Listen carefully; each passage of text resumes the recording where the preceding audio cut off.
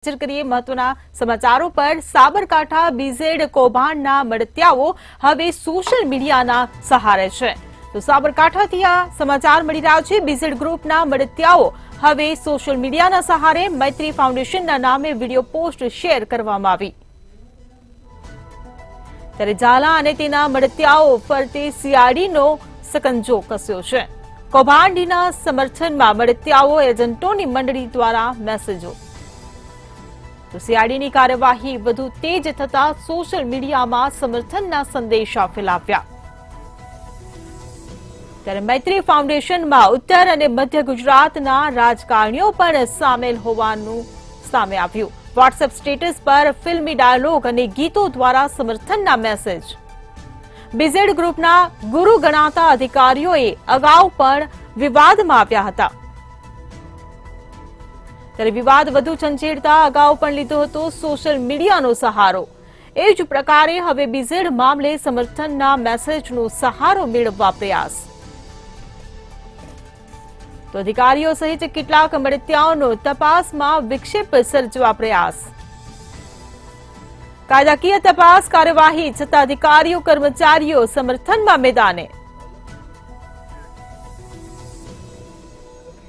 સંવાદદાતા દીપકસિંહ રાઠોડ આપણી સાથે ફોન લાઈન પર જોડાઈ ગયા છે।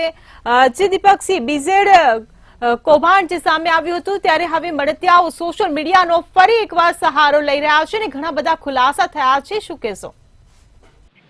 જી ચોક્કસથી જણાવ્યું કે બીઝેડનો દિવસે દિવસે નવા કૌભાંડને વળાંક આવતું જોવા મળ્યું છે। કહી શકાય કે બીઝેડ કૌભાંડના જે ભૂપેન્દ્રસિંહ ઝાલા છે હાલ તો સીઆઈડીના કબજામાં છે। કહી શકાય કે તેની જે પૂછપરછ દરમિયાન એક નવા ખુલાસાઓ નીકળતા છે। વાત કરવામાં હાલ તો જે જિલ્લાની વાત કરવામાં આવે, સાબરકાંઠા હોય કે અરવલ્લી જિલ્લો હોય, તેના જે ભૂપેન્દ્રસિંહ ઝાલાના નેતાઓ મળતિયાઓ કઈ કે ફરતા જે સંજોગો સર્જાતા હોય છે સોશિયલ મીડિયામાં હાલ તો તેના સમર્થકોમાં ઉતરે છે। સોશિયલ મીડિયાનું તેને મળતિયાઓ દ્વારા અને એજન્ટો દ્વારા સમર્થન કરવામાં મેસેજો વાયરલ થઈ રહ્યા છે। સીઆઈડી દ્વારા કાર્યવાહી તેજ કરવામાં રહે છે।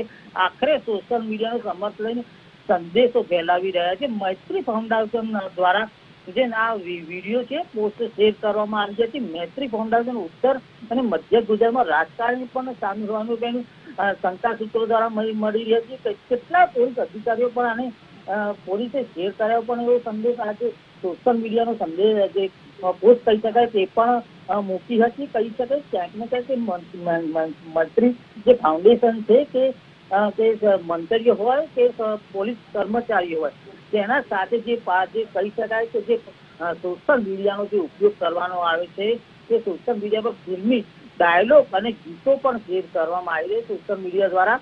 કહી શકાય કે હાલ તો જે બીઝેડના ગુરુ અને ગણાતા અધિકારીઓ પણ અગાઉ પણ વિવાદમાં સંડવાયેલા પણ મીડિયાનો પણ સહારો તેને મેળવ્યો હતો। કહી શકાય કે આખો જે સમગ્ર મામલો છે હાલ તો જે ભૂપેન્દ્રસિંહ ઝાલાને જે ધરપકડ બાદ હાલ તો જે સોશિયલ મીડિયાનો જે સહારો લીધો છે એ ક્યાંક ને ક્યાંક વિવાદ પણ ઉભો થઈ શકે તેવું પણ લાગી રહ્યું છે ને જે તેના મળતિયાઓ છે તે પણ હાલ તો સોશિયલ મીડિયાનો ઉપયોગ કરી રહ્યા છે। જે સ્મિતા જી, સમગ્ર માહિતી બદલ આભાર।